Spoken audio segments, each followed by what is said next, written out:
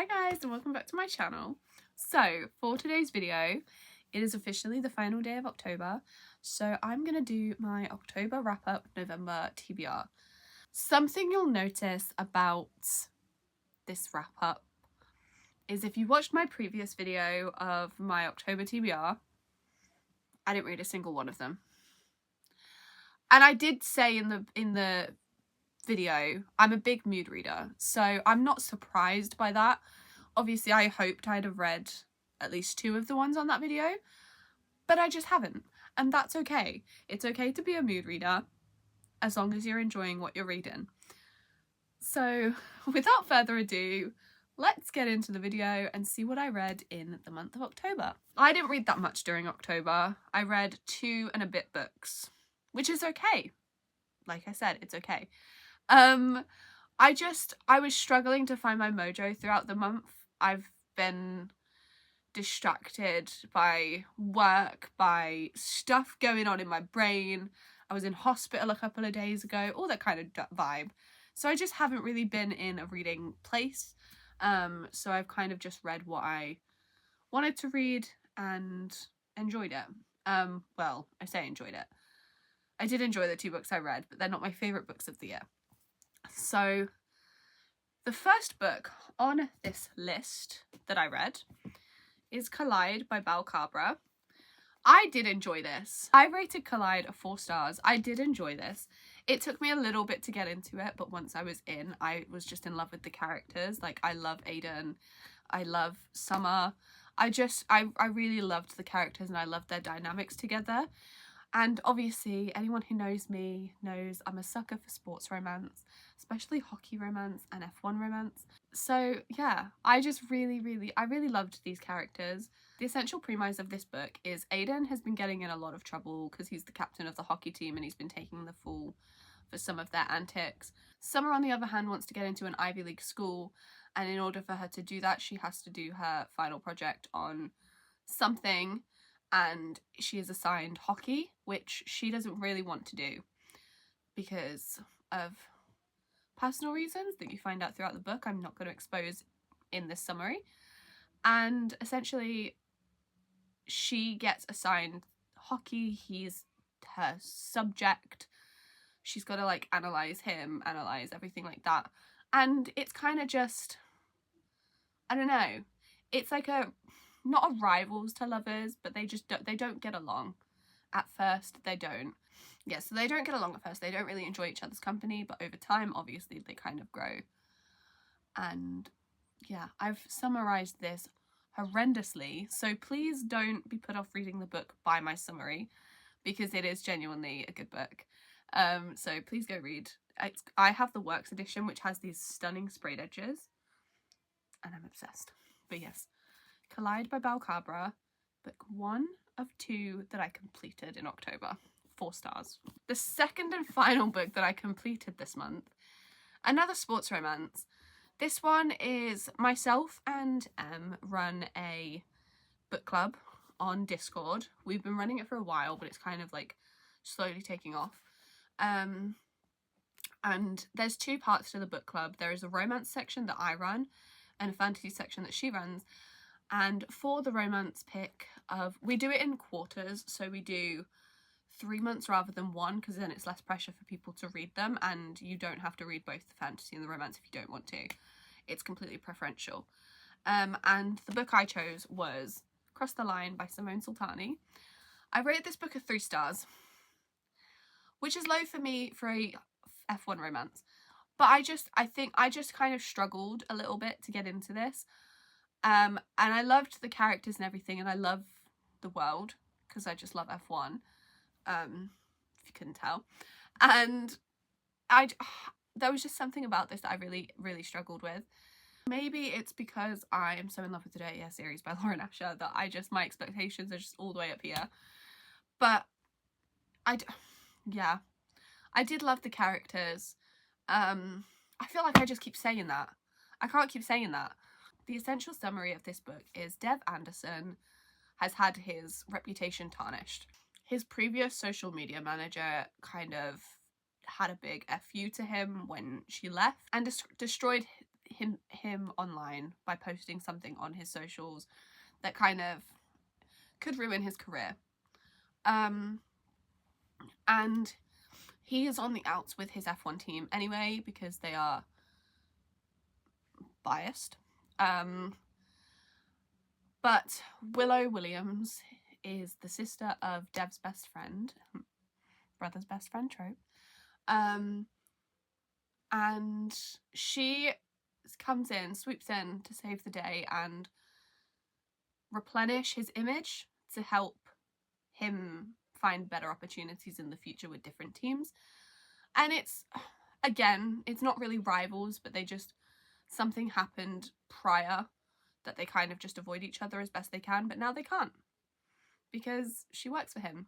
So yeah, it's also kind of technically a boss romance, workplace romance. It's got really good tropes. It does have really good tropes. But like I said, I did enjoy this. I also have the sprayed edge edition because duh. I did enjoy this. However, I think I was just hoping for more. And I think the repercussions of their actions and keeping things secret and everything just wasn't what I expected it to be. I think I'm so used to like damaging third acts that this wasn't damaging enough for me. But I did love it and I definitely do recommend it. So yes, Cross the Line, Simone Sultani, 3 stars. I then mentioned that I started a book. I just didn't finish it. If it was a normal sized book, would 100% have got it complete. But it wasn't. So I did start Redeeming 6 by Chloe Walsh. I'm this far in. This is what I'm saying. This is 340 pages in. So if it was a normal book, I would have finished this. But I'm loving this book so much. I've cried. I cannot express to you how much I have cried reading this book. Like, I love Joey Lynch so much. Like, I'm so attached to Joey Lynch as a character that reading the events of Binding and Keeping through Joey's POV is just breaking my heart. Because you only see him surface level in Binding and Keeping, but actually being inside of his brain, I just can't. I love the Boys of Tommen series. I started it this year. I don't want to finish it, but we're nearly there because we've got this and Taming 7 left. But I just love these characters and I love this book. I love this world and I'm scared to carry on because I don't know how much more I can take. And that's just me. Imagine how much he's got to take.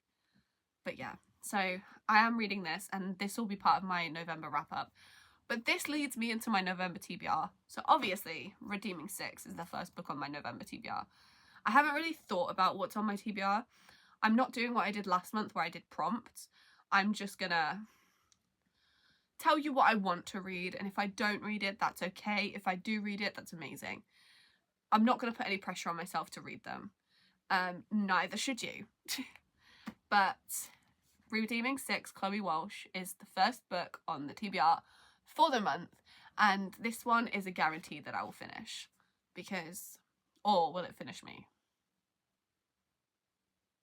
To be determined. Yeah. The next book that I do want to read is The Striker by Anna Huang. I know I've not read King of Sins, but you meet this character in, I think it's Twisted Lies you meet him in, and I've read the whole of the Twisted series and I love the whole of the Twisted series. But again, it's a sports romance. Can you see a theme going on here? I've wanted to read this ever since she announced it.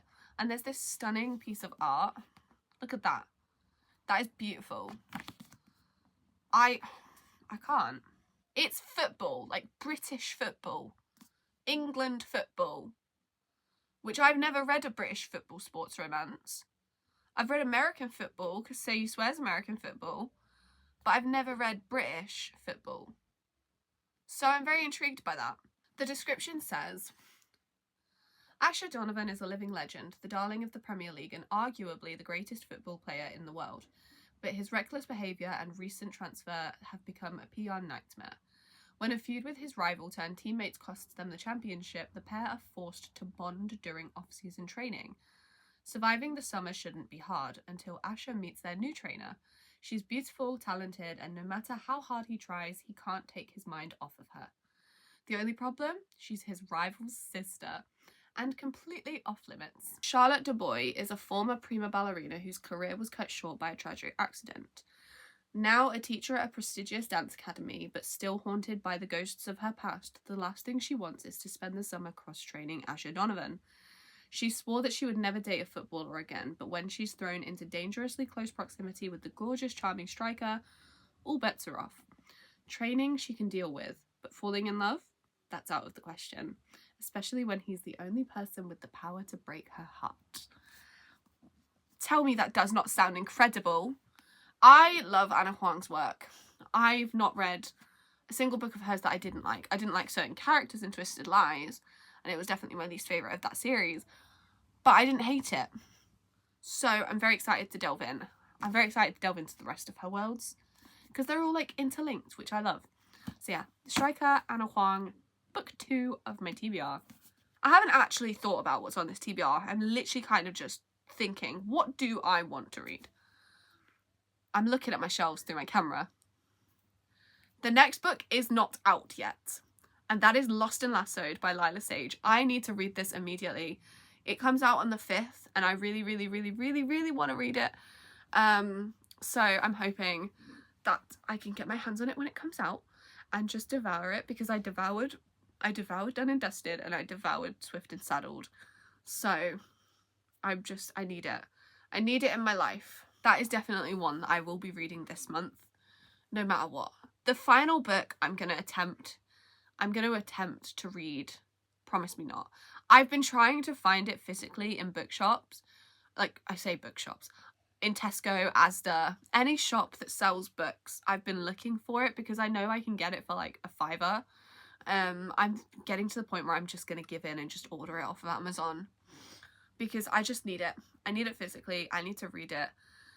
But I'm also scared because apparently the spines don't line up with Say You Swear.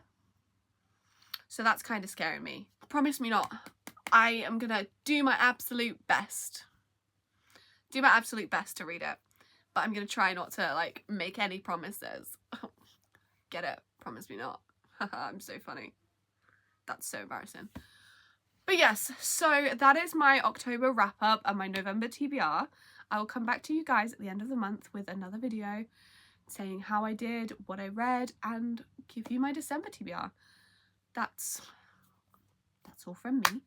Thank you guys so much for watching. Let me know your TBRs in the comments below and let me know what you read in the month of October. And I hope to see you next time.